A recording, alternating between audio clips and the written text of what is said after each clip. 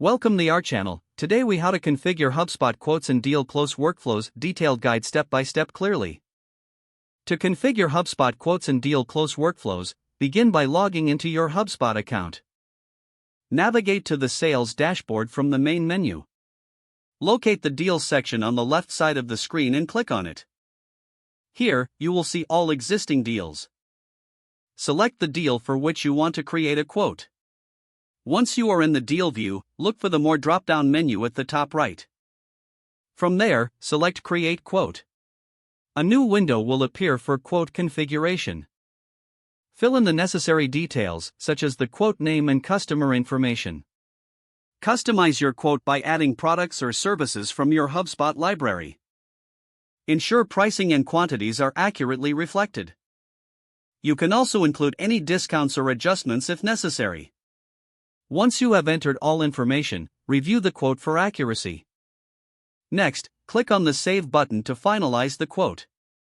After saving, you have the option to email the quote directly to the customer. Simply click on the email button and fill out the recipient details.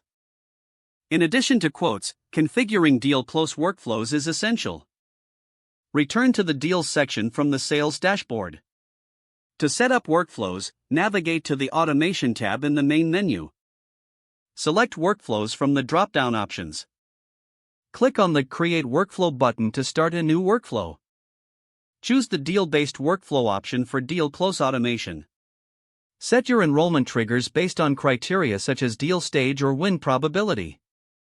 Define the actions you want the workflow to take when a deal is closed. Common actions include sending follow-up emails or updating deal properties. You can also assign tasks to team members within the workflow. Once you have configured the actions, review the workflow settings thoroughly.